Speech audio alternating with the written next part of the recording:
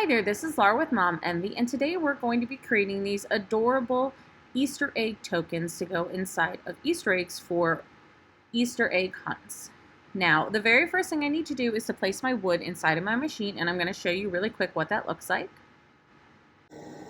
So I have my wood set up on my honeycomb, and I've just used the magnetic clips that come with it to make sure that it is nice and secure. Now that we've placed our wood in our machine, we need to, up here in the upper right hand corner, click the refresh button.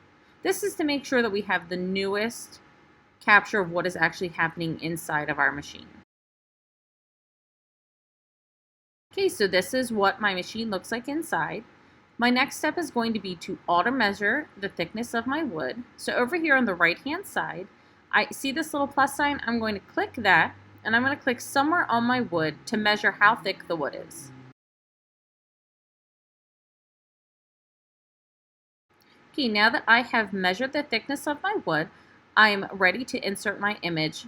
Over here on the left-hand toolbar, I'm going to click the image icon, and I'm going to find my SVG for my Easter egg tokens. I'm going to go ahead and drag it over onto my screen, but I do need to shrink this because I know that these are a little bit too big for my eggs. My eggs are about 1 inch wide, so I'm going to highlight one of my chicks, and I can see that it's 1.161 inches, so they're just too big. So I'm going to shift, I'm going to highlight everything, and then in the bottom right hand corner, or one of the corners, I'm going to click and hold down shift and just shrink it. So now I'm going to check a chick again, and they're still a little bit too big, so again I'm going to go to one of my corners, hold down shift, and just shrink. I'm going to highlight a chick again, and again just so close. Okay, so now we'll highlight a chick. Okay, so that chick will definitely fit inside of my egg because it's just under 1 inch. Now, next step I need to do is to change my settings. I've made it really easy for you by doing it in layers by color. So for my red layer, that's my cut layer. So I'm going to go on the right hand side. I need to make sure I click cut as my processing type. For my test setting, I found that a power of 100 and a speed of 80 worked well, but you will need to test your wood first to see what settings work best for your machine. I always suggest doing a test grid when you're working with a new material because you don't want to waste a ton of material. So just make sure you know your settings that work for your machine and for your material and choose whatever works best for you. But as a starting point for me, for cut, a power of 100 and a speed of 80 is what worked. Then in my layers panel, I'm going to click my blue layer, which is my scoring, which is already selected.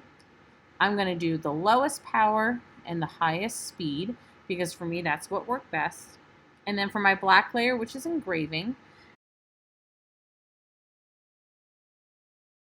Okay, so my power is 50 and my speed is 400. And that's it. My file is actually ready to process. So in the bottom right hand corner, I'm going to click process. It'll bring up a preview, and then I will click on start, and I will show you in the screen what I need to do to get my machine to start. All right, so my wood is in my machine and ready. I'm going to go over here and push my bluing glow light button to get my machine to start. Now, I'm not going to show you this entire process because it's going to take a while, but I will show you what the finished product looks like. Okay, and so this is what my final product looks like. I'm just going to pull one out. I'm actually just using a little piece of tape because it actually can pull it out. So you can see the final product. And now what I'm going to do is take a little bit of alcohol to clean this up, which will just make it look nice and neat. So here's that same chick after it's been cleaned with alcohol, and you can see without all of that charring, it just looks a lot more professional. I probably could have gone a little bit darker on the engraving, but overall, since these are just for my kids, I think that they look perfect.